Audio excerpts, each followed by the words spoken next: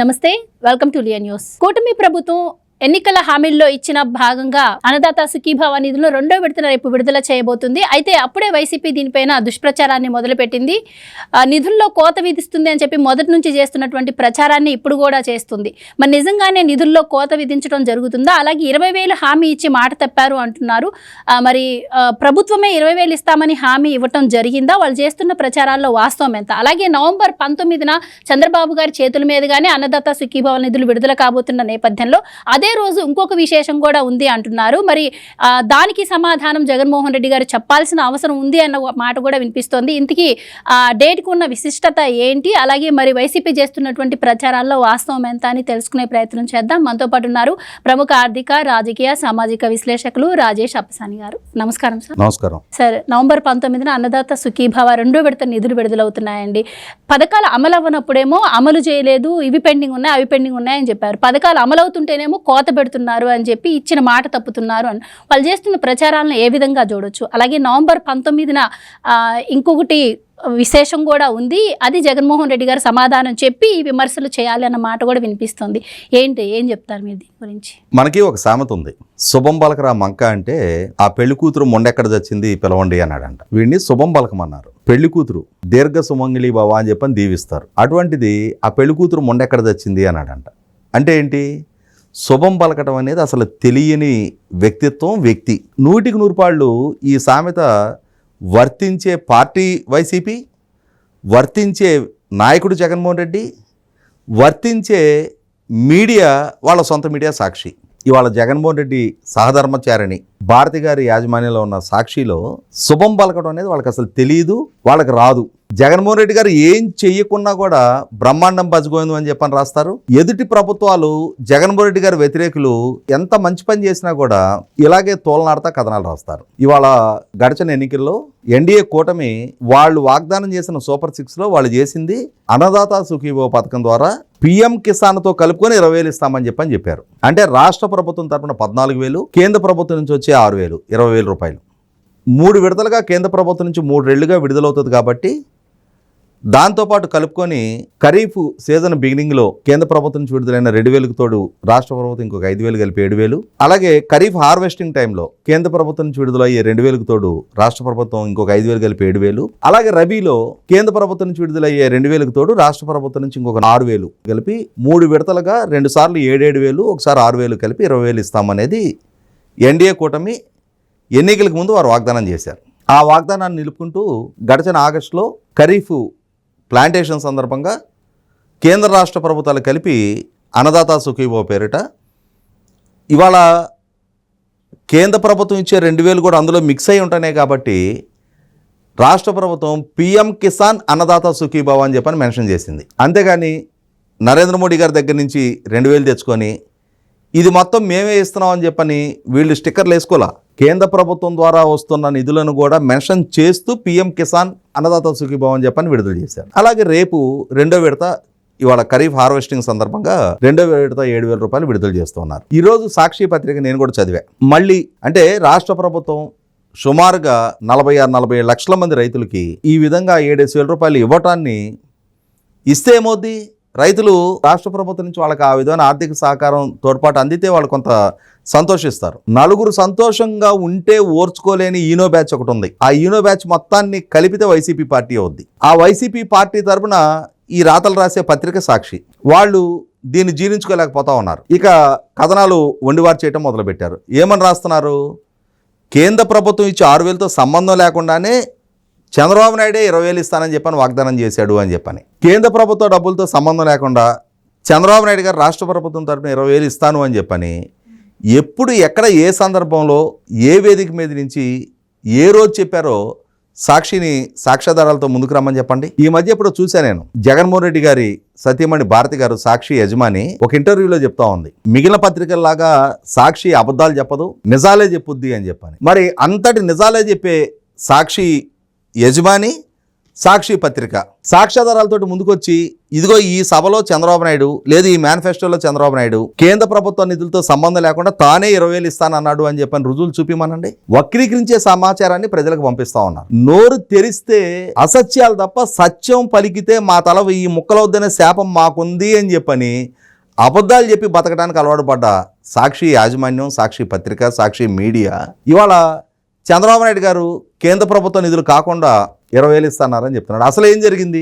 2019 ఎన్నికలకు ముందు జగన్మోహన్ రెడ్డి గారు వాస్తవంగా 2019 ఎన్నికలకు ముందే చంద్రబాబు నాయుడు గారి ప్రభుత్వమే 15,000 రూపాయలు అన్నదాత సుఖీభావ పేరిట ప్రతి రైతు అకౌంట్లో డబ్బులు వేశారు. పథకాన్ని ఆయనే లాంచ్ చేశారు. లాంచ్ చేసిన జగన్మోహన్ రెడ్డి గారు తాను ప్రతి సంవత్సరం 12,500 ఇస్తా, 4 సంవత్సరాల్లో 50,000 రైతాంగానికి ఇస్తానని చెప్పాడు. తన వైపు నుంచి ఇస్తానన్నాడు. కేంద్ర ప్రభుత్వం ఇచ్చే 6,000తో కలుపుకొని ఇస్తానని చెప్పలా. కానీ అధికారంలోకి వచ్చిన తర్వాత 4 మడతేసి ఏం చేశాడు?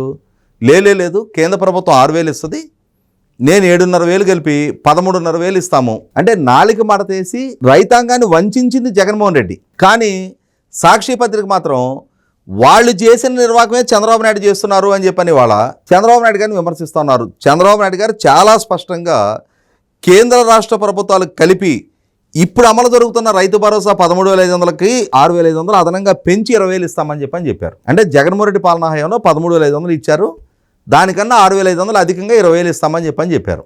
జగన్మోహన్ రెడ్డి 13,500లో రాష్ట్ర ప్రభుత్వ కంట్రిబ్యూషన్ 7,500గా. ఇవాళ నువ్వు 7,500 ఇస్తున్న దగ్గర ఈ ప్రభుత్వం 14,000 ఇస్తుంది.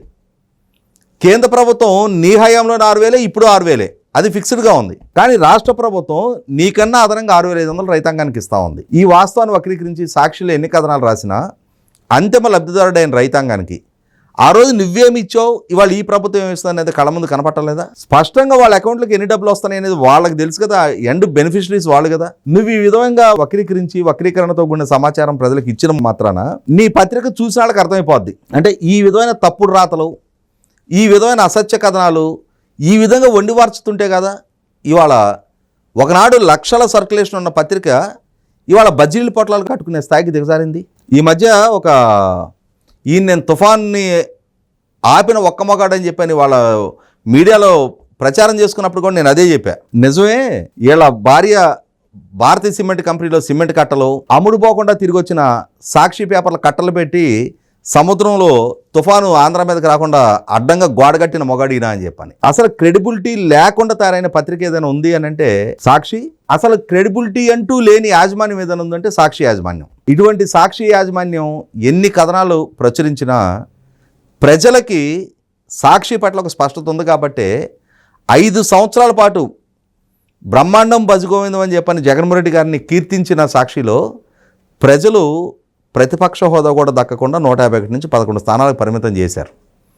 అయినా సరే మా విధానాలు మార్పు చేసుకోం, మా రాతల్లో మా ప్రసారాల్లో మేము ఎటువంటి మార్పు తెచ్చుకోం, మేము ఇదే విధమైన వైఖరి కొనసాగిస్తాము అని అంటే నెక్స్ట్ టైము ఆ 11ని ఇంకెక్కడికి దించాలో అది ప్రజలే ఆలోచించుకుంటారు. అయితే మరి రైతులకు వచ్చేటువంటి అన్నదాత సుఖీభావ డబ్బుల గురించి మాట్లాడుతున్నారు. అదే నవంబర్ 19 రోజున ఇంకొక ఇన్సిడెంట్ కూడా జరిగింది. మరి దాని గురించి సాక్షిలో ప్రస్తావించట్లేదా అండి? వాస్తవంగా అదే చెప్పుకోవాలి మనం. ఇప్పుడు ఇవాళ మనం 2025 నవంబర్ 19న చంద్రబాబు నాయుడు గారి ప్రభుత్వం రైతాంగానికి అన్నదాత సుఖీభావ పేరిట ఒక్కొక్కరికి 7,000 రూపాయలు ఇస్తూ రైతాంగాన్ని వారికి తోచిన రీతిలో వారికి చేతనైన రీతిలో సహకారం అందిస్తూ ఎంతో కొంత సంతోషపెట్టే ప్రయత్నం చేస్తూ ఉన్నారు. కానీ జగన్మోహన్ రెడ్డి గారు కూడా ఇంతకుముందు పాలకుడుగా ఉన్నాడు కదా.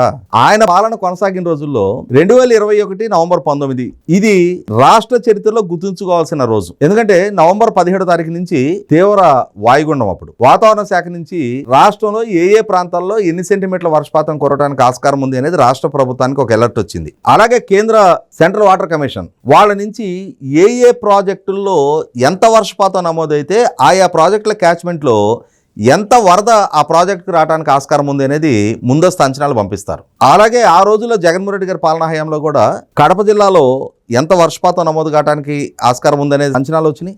ఎంత వరద పూంచా ప్రాజెక్టు అన్నమయ్య ప్రాజెక్టుకు రావడానికి ఆస్కారం ఉందనే అంచనాలు వచ్చినాయి. కానీ జగన్మోహన్ రెడ్డి ప్రభుత్వం నాటి ఇరిగేషన్ శాఖ మంత్రి అనిల్ కుమార్ యాదవ్, ముఖ్యమంత్రి జగన్మోహన్ రెడ్డి అంతటి వరద వస్తే దానికి తగినంత ఆ వరదని హ్యాండిల్ చేసే సన్నద్ధతతో ఆ ప్రాజెక్ట్ ఉందా లేదని పర్యవేక్షణ లేదు. ఆ ప్రాజెక్ట్ గేట్లు కూడా ఆపరేట్ కావట్లా. దాంతో నవంబర్ 19 రాష్ట్ర చరిత్రలో దేశ చరిత్రలో ఒక ప్రాజెక్ట్ కొట్టుకుపోయింది. ప్రాజెక్టులు కొట్టుకుపోయిన నేపథ్యం వీళ్ళ నాయన హయాంలో ఒకటి జరిగింది, ఇతని హయాంలో ఒకటి జరిగింది. వీళ్ళ నాయన ముఖ్యమంత్రి కాగానే జలయజ్ఞం అని చెప్పని జంజావతి అని చెప్పని అక్కడ ఒక రబ్బర్ డ్యామ్ అని కట్టాడు. ఆ జంజావతి రబ్బర్ డ్యాము అది నిర్మాణం జరిగిన తర్వాత వచ్చిన వాళ్ళకి కొట్టుకుపోయింది. అట్లాగే ఇతని హయాంలో అన్నమయ్య ప్రాజెక్టు కొట్టుకుపోయి ఎక్కడుంది అది? దశాబ్దాల తరబడి ఇతన్ని, వీళ్ళ అమ్మని, వీళ్ళ చిన్నాయన్ని, వీళ్ళ నాయన్ని అందరినీ నెత్తికి వినబెట్టుకొని మోస్తూ గెలిపిస్తూ వస్తున్న కడప జిల్లాలో ప్రాజెక్ట్ అది. ఇతని నిర్లక్ష్య పర్యవసానం, ఇతని పర్యవేక్షణ లోపం లేని పర్యవసానం.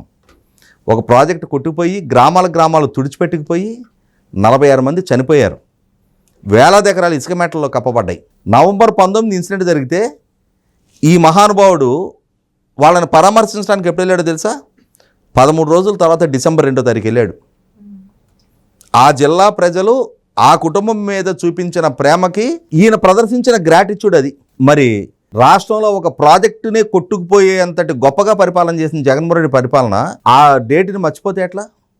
ఎందుకంటే మామూలుగా ఆంధ్రప్రదేశ్ ప్రజలకి ఈ డేటు ఒక పీడకలలాగా ఈ డేటు మిగిల్చిన చేదు జ్ఞాపకాలు ఇంకా కూడా ఉన్నాయి. 1977 నవంబర్ 19 ఆ రోజు వచ్చిన పెను తుఫానుకి దివిసీమ ఉప్పెన వేలాది ప్రాణాలకు పోయాయి. దాదాపుగా 10,000 మంది పైన ప్రాణాలు కోల్పోవడం జరిగింది.